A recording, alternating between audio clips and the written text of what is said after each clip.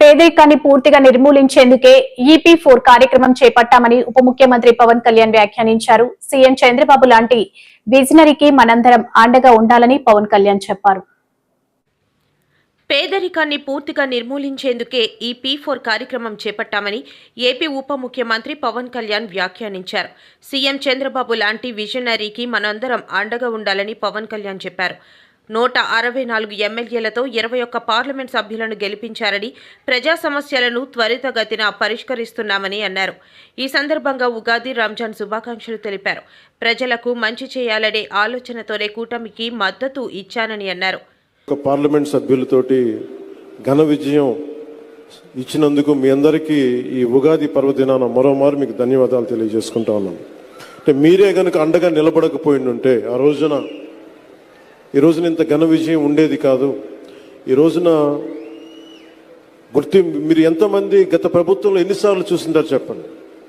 ఇక్కడున్న భవన నిర్మాణ కార్మికులు దాదాపు 59 మంది, 30 పైచిలుకు నుంచి 59 దాకా.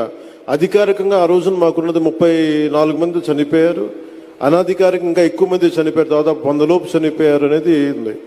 అలాంటి భవన నిర్మాణ కార్మికుల్ని ఇబ్బంది పాలు చేసిన ప్రభుత్వం అదైతే, ఈ రోజున భవన నిర్మాణ కార్మికుల్ని వేదిక పైన కూర్చోబెట్టి మీ కష్టం ఏంటి చెప్పు అని చెప్పి ఒక బలమైన, ఒక అనుభవశీలైన ఒక ముఖ్యమంత్రి ఆధ్వర్యంలో రాష్ట్రం ఎలా ఉంటుందో ఆ ప్రభుత్వానికి, ఈ కూటమి ప్రభుత్వానికి నిదర్శనం. నేను 2014 నుంచి కూడా నేను ఎందుకు ఏమి ఆశించకుండా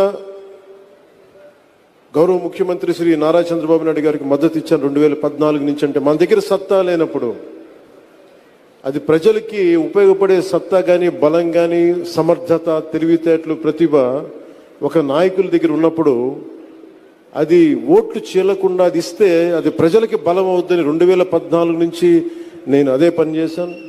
2024 కూడా ఎందుకు ఇంత బలంగా ఉన్నానంటే, ఆయనే గనక ఈ రోజున అధికారంలో గనక ముఖ్యమంత్రిగా లేకపోయి ఉంటే ఈ రోజున P4 పాలసీ, జీరో పావర్టీ బయటకు వచ్చేది కాదు. ఈ రోజున అప్పుల్లో కూరుకుపోతున్న రాష్ట్రాన్ని దిశానిర్దేశం చేస్తే దాన్ని బయటపడగే వేయగలిగే సత్తా ఉన్న శక్తి సరిపోయేది ఇంకెవరికీ కాదు.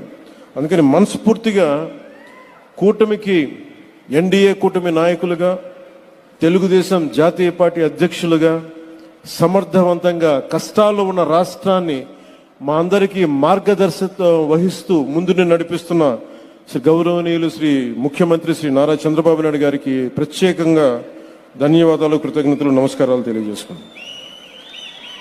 ప్రపంచవ్యాప్తంగా ఉన్న తెలుగు ప్రజలందరికీ, ప్రతి ఒక్కరికి ఉగాది పర్వదిన శుభాకాంక్షలు తెలియజేసుకున్నాను. మీకు కూడా.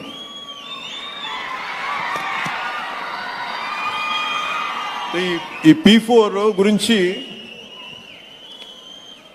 నాకేమనిపిస్తుంటే, P4 అంటే డబ్బులు ఇచ్చేయడం, అందరికీ ఒక ఆలోచన ఉంటుందేమో. P4 అనేది చాలా చాలా కీలకమైనది. ఇది ప్రభుత్వం ఉంటుంది, పబ్లిక్ ఉంటుంది, అలాగే ప్రైవేట్ వ్యక్తులు ఉంటారు. అలాగే ఇవన్నీ ఇంతమంది కలిస్తేనే పార్ట్నర్షిప్. ఇది ఇప్పుడు ఈ మనకి దీంట్లో చాలా మందికి, సగటు మనిషికి ఇక్కడున్న వేదిక పైన ఎవరు కూడా, చల్మలశెట్టి సునీర్ గారు కావచ్చు, గోయంక గారు కావచ్చు, లేదంటే మన కృష్ణారెడ్డి గారు కావచ్చు, గౌరవ ముఖ్యమంత్రి నారా చంద్రబాబు నాయుడు గారు కావచ్చు, వేదిక పైన పెద్దలు ఎవరైనా ఉండొచ్చు, ఇక్కడ ఉన్న చాలా మంది విశిష్ట అతిథులు కావచ్చు, IAS అధికారులు ఉండొచ్చు. ఎవరికైనా సరే చదువుకునే సమయంలో, ఎదుగుదామనే సమయంలో అందరు చిన్న గ్రామాల నుంచి వచ్చిన వాళ్ళే, చిన్న చిన్న రాష్ట్రాల మారుమూల కుగ్రామం నుంచి వచ్చిన వాళ్ళే. కానీ వాళ్ళకి ఏముంటుందంటే ఎవరో ఒకరు సలహా ఇచ్చేవాడు కావాలి.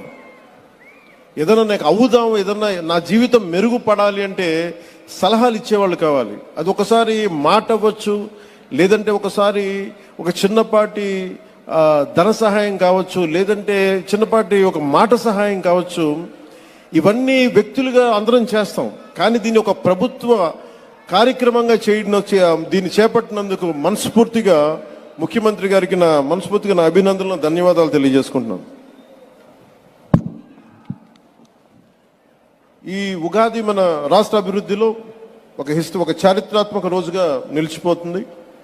స్వర్ణాంధ్రప్రదేశ్ 2047 లక్ష్యాన్ని చేరుకునే దిశగా పేదరికాన్ని పూర్తిగా నిర్మూలించేందుకు జీరో పావర్టీ P4 పాలసీ అనే ఈ గొప్ప కార్యక్రమాన్ని ప్రారంభిస్తున్నందుకు మనస్ఫూర్తిగా అది ధన్యవాదాలు తెలియజేస్తున్నాను. దేశం మొత్తం గౌరవ ప్రధాని శ్రీ నరేంద్ర మోదీ గారి నేతృత్వంలో వికసిత్ భారత్ 2047 లక్ష్యాన్ని సాధించే దిశగా ముందుకు సాగుతుండగా, అదే దిశలో గౌరవ ముఖ్యమంత్రి శ్రీ నారా చంద్రబాబు నాయుడు గారి నేతృత్వంలో మన రాష్ట్రం స్వర్ణ ఆంధ్రప్రదేశ్గా రూపుదిద్దుకుంటుంది. ముఖ్యంగా 10 సూత్రాలు ఒక ముఖ్యమైన సూత్రంగా జీరో పావర్టీ నెరవేర్చేందుకు ఈ P4 పాలసీ అమలులోకి వచ్చింది.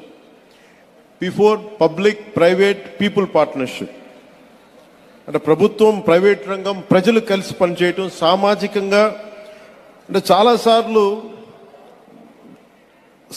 సమాజంలో ఉన్నత స్థాయికి వెళ్ళిపోయి వీళ్ళు కింద వ్యక్తులకి, వర్గాలకి ఏవి చేయరు అని ఉంటుంది. ఎప్పుడు చేస్తూ ఉంటారు, కానీ